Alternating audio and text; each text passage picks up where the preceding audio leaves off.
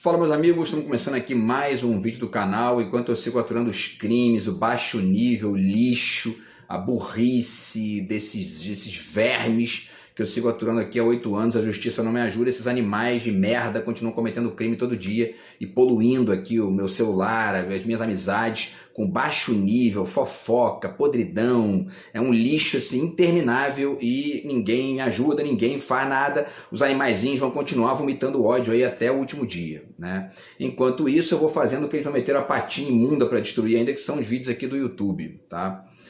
Hoje eu vou fazer aqui com vocês um vídeo sobre a independência do Brasil, né? Um vídeo que eu faria até para ontem, se eu não estivesse aturando esse lixo aqui, vomitando ódio todo dia. Tem dia que acaba atrapalhando tudo aqui, né? Já está atrapalhando quase tudo. Tem dia que até os vídeos eles atrapalham aqui, assim, uma gentalha pateticamente idiota que são, né? Enfim, então eu estou trazendo para vocês hoje aqui, tá, o vídeo que eu faria para ontem, que é o vídeo sobre a independência do Brasil. O tema é esse aí, o título, né? 8 temas para a independência, para o descobrimento do Brasil. Então a tese é essa aí, de que na verdade o Brasil ainda não foi nem descoberto, tá? Vamos tentar aqui desenhar um pouquinho uma sequência para mostrar isso e algumas alternativas aí também, tá? Então, antes eu deixo aqui para vocês mais uma vez a dica do meu novo livro de poemas, está aqui do outro lado de cá. Quem quiser entrar em contato aí, o zap está na descrição do vídeo, furar o bloqueio desse lixo aí para poder eu tentar vender o livro aqui, reencontrar os amigos e tal, e comemorar isso pelo menos, né? E além disso, o meu romance está na editora também, estou aguardando aí finalizar lá o processo enfim, né, da gráfica, para poder receber os livros e apresentar para vocês aqui ainda esse mês de setembro, tá? Enfim, pessoal, então vamos lá. Eu vou fazer só vou dizer para vocês aqui, citar, né, o texto de apresentação que eu fiz lá no Facebook e no Instagram, porque representa bem aqui a sequência que eu vou mostrar logo a seguir, tá? Então é o seguinte, né, nós assinamos um documento de independência há 202 anos, em 1822. Mas nós somos independentes mesmo?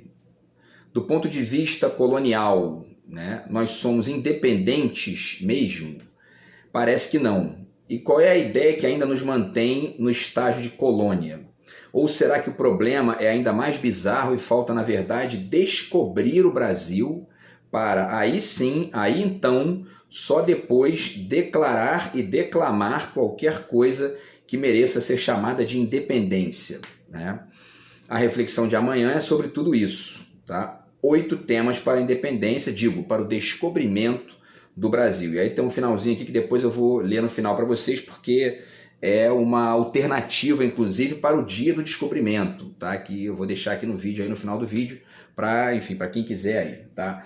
Então tem uma sequência de temas, de 8 temas e também alguns livros. Eu vou fazer um resumo rápido aqui e só mostrar a capa, fazer uma ou outra citação aqui, mas no geral são só as capas e os temas, tá? Para poder desenhar uma sequência para finalizar com a data, tá? Nesse vídeo aqui comemorando aí o Dia da Independência do Brasil. Então vamos lá, ainda não nos descobrimos, né, como país. Que dirá independência, né? Que é, na verdade, o que seria uma independência hoje, né? Porque naquele momento a independência era a independência de Portugal, a independência da colônia para o império que era Portugal, né? Então, e mesmo assim, naquele momento, a independência, né, a gente sabe aqui que teve um certo esquema lá para manter a monarquia e, enfim, a gente só foi fazer a república em 1889, né? Então, quer dizer, décadas e décadas depois, tá? Bom, então a independência hoje é a parte nacional da complexidade brasileira, além da parte cosmopolita, né? Porque eu tenho ponderado com vocês aqui a importância de pensar no mundo de hoje o nacional cosmopolitismo, né? Que é uma alternativa aí política para o mundo atual. Então, aqui no Brasil, a gente vai ver que esse cosmopolitismo também é ressentido, né?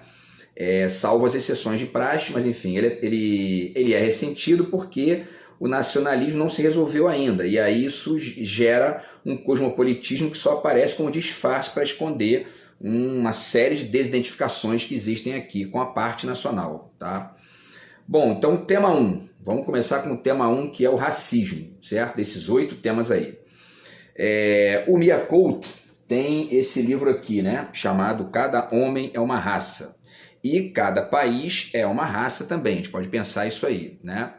E aí, qual seria então a questão do Brasil em relação às raças, o que é a raça brasileira e ao mesmo tempo como que isso se configura esse tema, né, em relação ao tema do racismo, tá?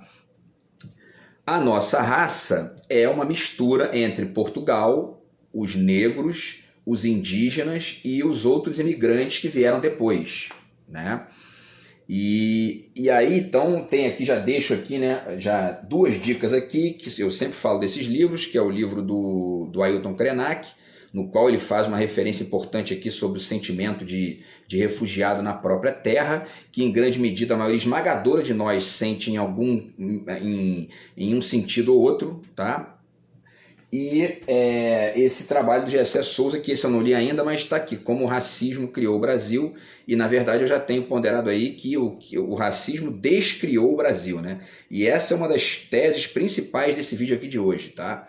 Para mostrar que racismo é esse, que não é exatamente só o racismo dos portugueses contra e dos homens brancos, enfim, né? Das pessoas brancas contra os negros e os indígenas. É um racismo mais complicado de desenhar, mais fundamental, para entender que, na verdade, o racismo descriou o Brasil, né? E a gente ainda não descobriu isso, tá?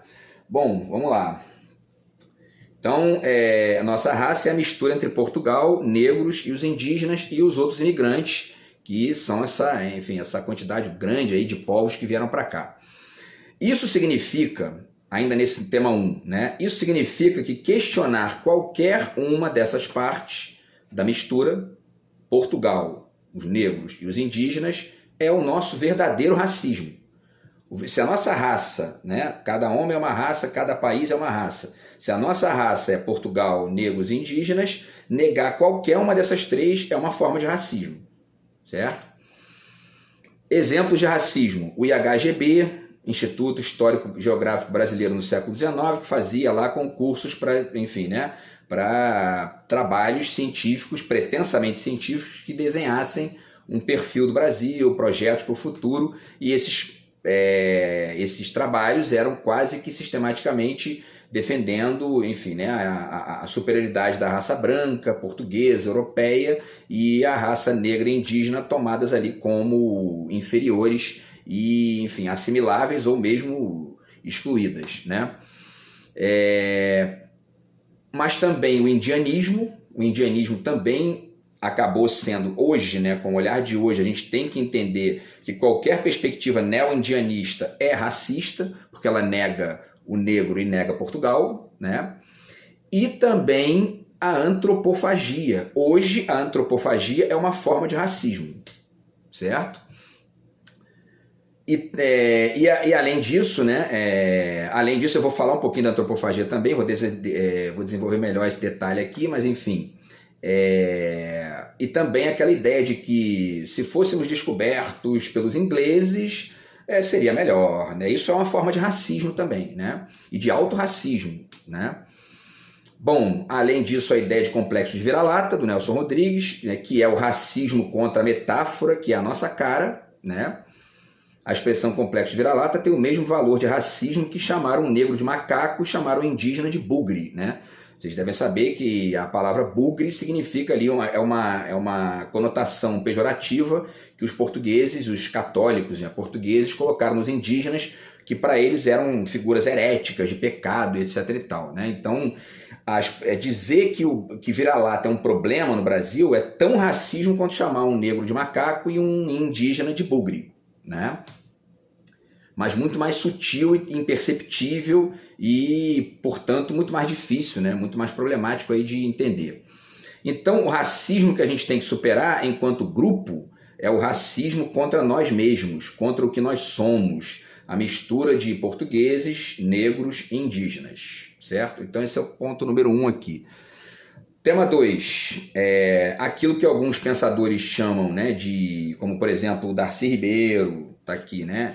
E o Anísio Teixeira, de mazombismo, né, é outra coisa que a gente tem que superar para poder chegar ao ponto de descobrir ou de achar ou de inventar, né, um Brasil efetivo, né? Então, isso que se chama, né, que esses pensadores chamam de mazombismo, que é, na verdade, essa coisa da desidentificação, daquele brasileiro lá original, que era filho de português, nasceu aqui, portanto não era nem português legítimo, nem brasileiro legítimo, ficava num limbo, e aí se sentia mal com isso, e se desidentificava com as duas nações, né, com os dois lugares. Isso precisa ser relido nessa nova chave do racismo, né? Ou seja, então quem são exatamente os mazombos? Né? Não são mais aqueles que, filhos de portugueses nascidos no Brasil, negam Portugal e negam o Brasil, ou seja, naquela época os indígenas, né? Mazombo ou neomazombo é todo aquele que nega qualquer uma das nossas três raças, certo? Qualquer uma das três partes da nossa raça, e ao mesmo tempo todo aquele que, junto com essa negação, afirma qualquer contexto que contribua para ou que substitua o conteúdo não refletido dessa negação. Por exemplo, os Estados Unidos, né? Não de maneira total, mas naquilo que ele tem de, enfim, neocolonialista, né? O neoliberalismo e, portanto, o individualismo conectado com isso também nesse contexto aí, não total, mas naquilo que tem de, enfim, né, de reducionismo aqui, né? O neoliberalismo totalmente, né, porque ele é a política de subserviência dos Estados Unidos para a gente aqui. Então ele não serve para nada a não ser para isso, para sustentar um pré-Brasil, né? O individualismo tem, né, uma parcela de importância, mas se tomado de maneira total, ele também é um racismo. Né? Racismo contra o quê? Contra o nosso aspecto, digamos, de grupo. Tá? E cada uma dessas três raças isolada das outras, né? Também é um aspecto que substitui, né, e, portanto, contribui para o neomazombismo, tá? Ficar defendendo só o negro, só o indígena, só o português. Só o português ninguém defende aqui, né? Isso é o grande problema da história. Mas só o negro e só o indígena, isso é um racismo também, né? É um neomazombismo, tá? E, enfim, né? Ou então a globalização desconectada de uma reflexão sobre os riscos que ela carrega de camuflar a desidentificação, ou seja, o nosso verdadeiro racismo. Então esse é o segundo tema aí, o mazombismo. Terceiro tema é o tema da independência, né? Que é justamente o que foi comemorado ontem e que parece que não chegou ainda, tá? O tema da independência afeta imediatamente a questão, né? Aliás, esse contexto, né? Essa releitura do racismo e a releitura do mazombismo afetam imediatamente a discussão sobre o tema da independência. A verdadeira independência do Brasil hoje não pode mais ser pensada como uma independência de Portugal. A única independência que a gente tem que buscar é ficar independente desse racismo e desse neomazombismo, tá? E das formas que o afirmam de maneira indireta, como, por exemplo, neoliberalismo, etc. Então, só um detalhezinho aqui rápido. Está aqui, né, esse livro aqui do Laurentino Gomes, 1822. Ele diz aqui: como um homem sábio, uma princesa triste e um escocês louco por dinheiro ajudaram Dom Pedro a criar o Brasil, um país que tinha tudo para dar errado. Na verdade, Dom Pedro não criou o Brasil, porque o Brasil ainda não foi criado, certo? E é importante fazer essa releitura para poder, eventualmente, a gente um dia chegar aí, quem sabe, nesse dia. Se é que a gente já não chegou e ainda não viu, né? Porque também eu vou deixar uma data aqui no final para referir um detalhe disso aí, tá? Tema 4. Tá? E aí, nesse tema 4, tem subdivisões que são o restante aqui. Tá? O tema 4 são as formas de manutenção dessa desidentificação, ou seja, a reflexividade negativa que ainda vigora no Brasil. Então, enfim, né, tá aqui a reflexividade negativa, a partir de um trecho aqui do Anthony Giddens, nesse livro aqui, e nós temos aqui aquela frase do Jean Baudrillard, nesse livro aqui, no Transparência do Mal, que termina aqui, né, o livro, tá, que diz o seguinte aqui, ó: o outro é o que me dá a possibilidade de não me repetir ao infinito, né, tanto no nível da diferença estrita, quanto no nível daquilo que nos atrapalha a nos conhecermos melhor, né, tá aqui então mais uma vez. E aí, como é que a gente pensa isso aí, tá? A partir da ideia das formas de desidentificação e, portanto, de reflexividade negativa. Vamos lá. Esse outro, né, é aquele que a gente incorpora porque não nega. E, que mais aqui? E, portanto, ele é parte do que sustenta o nosso racismo, certo? Bom, vamos lá então. E aí é importante desenhar isso aqui, porque isso aqui vai ser a chave para poder entender os elementos restantes aqui, os próximos 4, tá? Então, quinto elemento, vamos lá. O quinto elemento, né? Tem até um filme com esse nome. O quinto elemento é a antropofagia do Oswald, tá? A gente tem que superar isso aqui, tem que deixar isso aqui lá na história, tem que conversar sobre isso historicamente, datar e se livrar disso, certo? Isso é polêmico aqui o que eu estou dizendo, mas é uma questão fundamental. Eu vou explicar para vocês aqui o que eu quero dizer. Vamos lá. A antropofagia do Oswald, porque a essência do projeto antropofágico é negar Portugal e afirmar essa negação de Portugal como regra, certo? A partir de uma postura que hoje sustenta uma lacuna de desidentificação que é automaticamente antirreflexiva, porque escamoteia isso, esconde isso, a partir inclusive de uma lógica que é muito otimista, enfim, é festiva em relação a isso, e isso acaba impedindo a gente de entender esse caráter de manutenção do racismo que a antropofagia tem quando ela é sustentada hoje, tá? Tudo isso porque o Brasil é uma, né, já falei aqui, são as 3 raças, etc e tal. Agora, nós somos uma complexidade sem singularidade, porque a gente ainda não construiu essa unificação aqui dentro. Ou seja, nós somos um múltiplo sem um, né? Não vai dar tempo aqui de mostrar tudo, mas enfim, né? Tem aqui a complexidade do Edgar Morin, tá? E tem a questão da singularidade, que pode ser lida bem aqui naquele trecho do Jefferson Tenório, página 61 desse livro aqui, e também uma reflexão aqui do Jean Baudrillard, nesse livro aqui, De um Fragmento ao Outro, tá? E aí a gente acaba sendo um múltiplo sem um, né? Tá? E uma parcela significativa da manutenção desse múltiplo sem um aqui está nessas manifestações de manutenção da desidentificação e, portanto, do nosso racismo. A antropofagia do Oswald hoje é uma delas, certo? Bom, vamos lá. E aí, então, nós somos um múltiplo sem um, ou seja, um múltiplo sem unificação. Vamos tentar desenhar como é que a gente chega nisso aí. Vamos lá, quinto elemento, né? Agora é o quinto elemento, tá? Que aquele ali é o 4, né? O quarto elemento, dentro dessa discussão aqui da reflexividade negativa, vamos para o quinto elemento. A tropicália.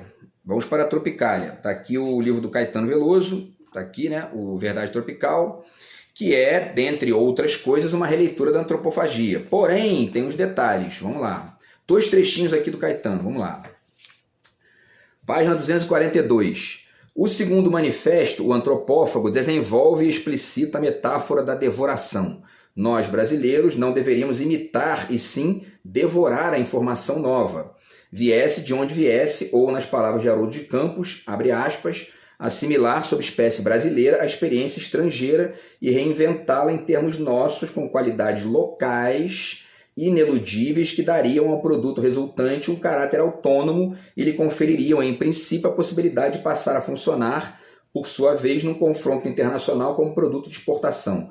Oswald subvertia a ordem de importação perene, de formas e fórmulas gastas, e lançava o mito da antropofagia, trazendo para as relações culturais internacionais o ritual canibal.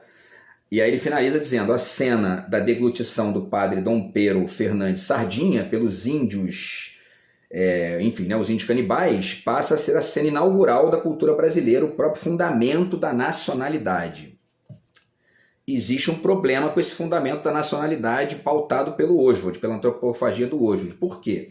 Quando o Caetano diz aqui que, citando o Haroldo de Campos, que a gente tem que assimilar sob espécie brasileira a experiência estrangeira e reinventá-la em termos nossos, com qualidades locais ineludíveis e etc e tal, se a gente não entende que hoje estava negando Portugal e, portanto, negando algo que é nosso, né, a gente não vai chegar nisso aqui nunca através da antropofagia do Oswald.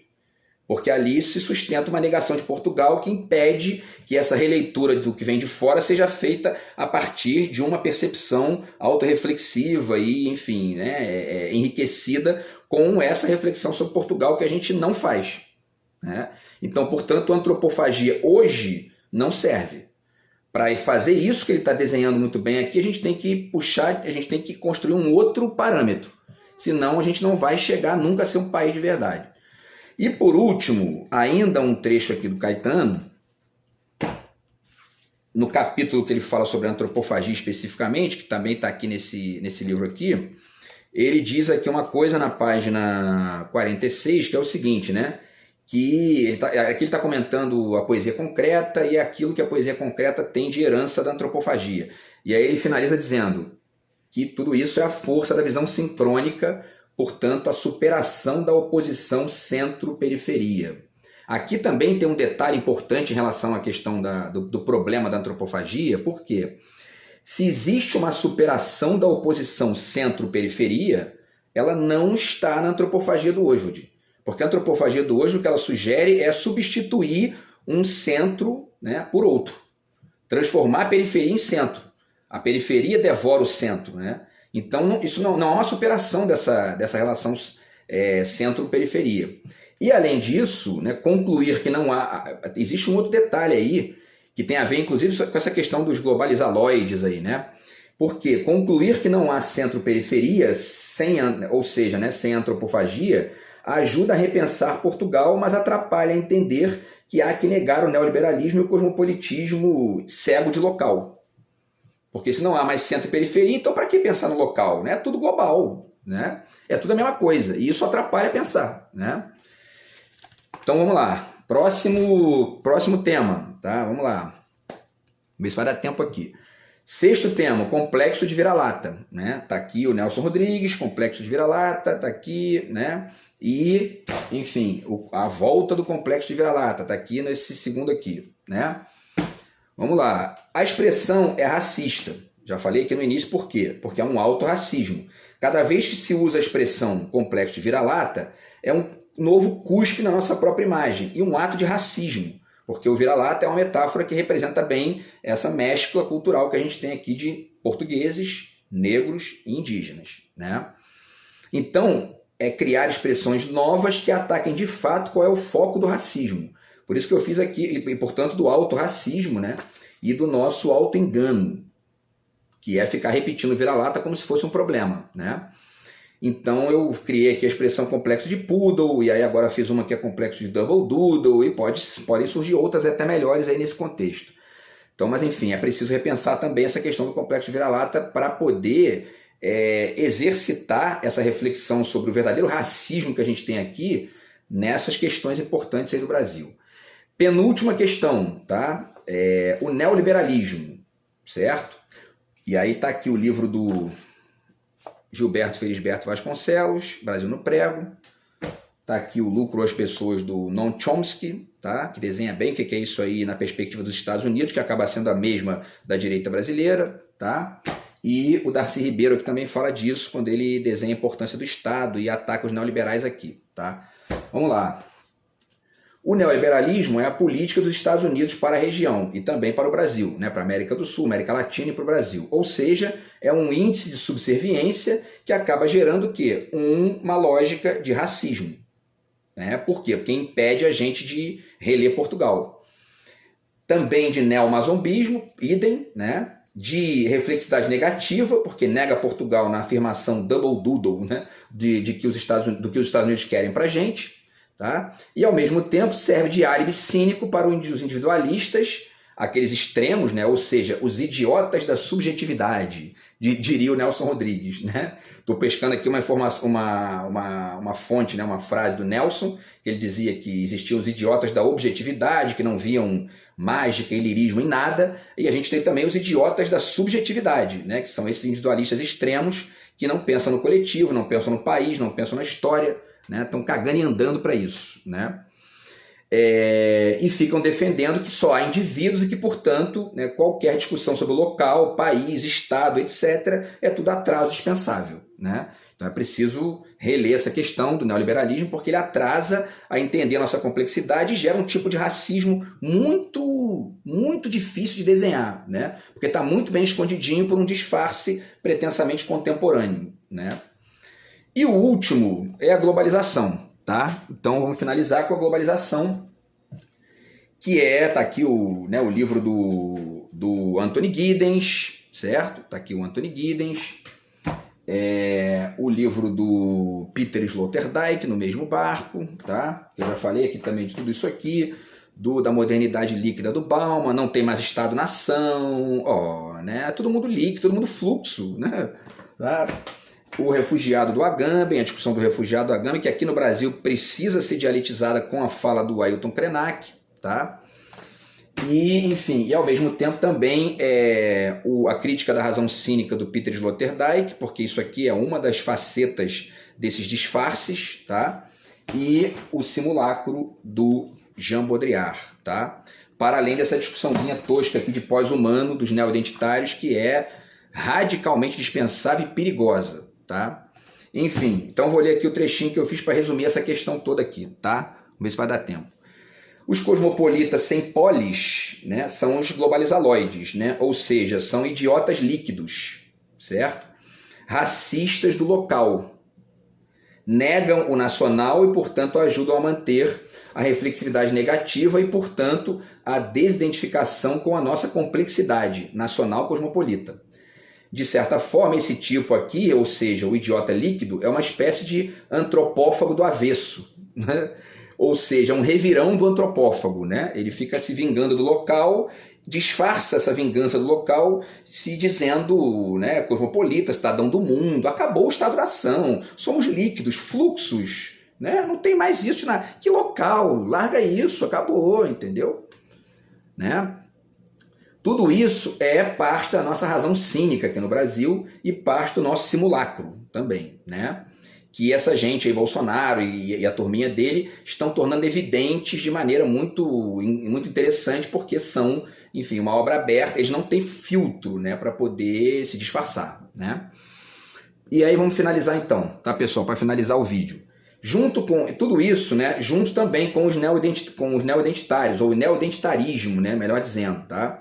De tipo sexual, que ficam negando o homem e ao negar os homens negam parte do que é o Brasil. E mais, tendem a negar Portugal de forma tão violenta quanto os neoliberais, porque tendem a enxergar em Portugal a figura masculina e paterna que tanto odeiam. Basta ler aqui um trechinho dessa figurinha aqui, que é um trechinho patético, no qual ela defende aqui na página 49, que defende um feminismo que incorpora o discurso anticolonialista, que é o mesmo que ataca Portugal, né, até hoje.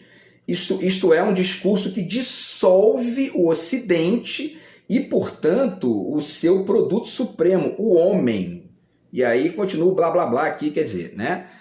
Então, isso aqui além de ser um perigo, essa ideiazinha de pós-humano, né? Isso também não é outra coisa senão uma forma de racismo, tanto contra o homem, como também contra o Brasil, né? E etc e tal. Então, para finalizar, pessoal, vamos finalizar aqui da seguinte forma, tá? Então, quando é que nós vamos descobrir o Brasil de verdade, tá? Quando entendermos quem somos. Nacionais e cosmopolitas, portanto, brasileiros, 3 raças, inclusive Portugal, e cosmopolitas. 2, que nós somos indivíduo e grupo, portanto, um país, né, um Brasil, e pessoas individuais, singularidades, etc. e tal. Ou seja, raiz e asa. Está aqui, né, o livro do Mia Couto, tá? Raiz e asa, homens plurais e negação de tudo aquilo que atrapalha a desenhar a raiz e de toda a asa que ajuda a esconder a raiz, os idiotas líquidos, e de toda a raiz que ajuda a esconder a asa, os conservadores, bolsomínios, etc. e tal, tá? Quando é que então a gente vai descobrir o Brasil, ou achar ou inventar o Brasil? Quando esse trajeto for feito. E aí eu finalizo aqui com a minha sugestão de data, apenas para deixar isso aí registrado, tá? Deixo aqui uma nova data de sugestão para o verdadeiro descobrimento, ou achamento, ou invenção do Brasil, como preferirem. Não está na devoração do Bispo Sardinha, como sugeriu o Oswald de Andrade. Ali não nascia país nenhum. Tá? Um país que se desenvolve da forma como o Brasil se desenvolveu só vai passar por um efetivo descobrimento, ou melhor ainda, uma autodescoberta, quando descobrir o que precisa negar. E isso está muito bem estampado no que aconteceu no dia 8 de janeiro de 2023. Naquele dia se abriu uma janela de autorreflexão para nós brasileiros, uma janela de autodescoberta. Quem quiser descobrir de fato o que é, o que pode e o que não pode ser o Brasil, pode começar por ali com grande chance de êxito, tá? E tá aqui, então, né, o livro do Pedro Fiore Arantes, Fernando Frias, Maria Luísa Menezes, 8/1, A Rebelião dos Manés. Isso aqui pode ser a nova data de descobrimento do Brasil, tá? E o resto tá na reflexão que esses temas aí que eu ponderei trazem aí, né, permitem pra gente, além dos restantes que certamente a gente vai acrescentando aí com o tempo da reflexão. Beleza, pessoal? Então é isso. Vamos descobrir o Brasil. A gente ainda não descobriu o Brasil, tá? A gente continua aí no vídeo de amanhã, enquanto no Destruir eu vou fazendo aqui. Tá? Grande abraço aí, tamo junto. Fui.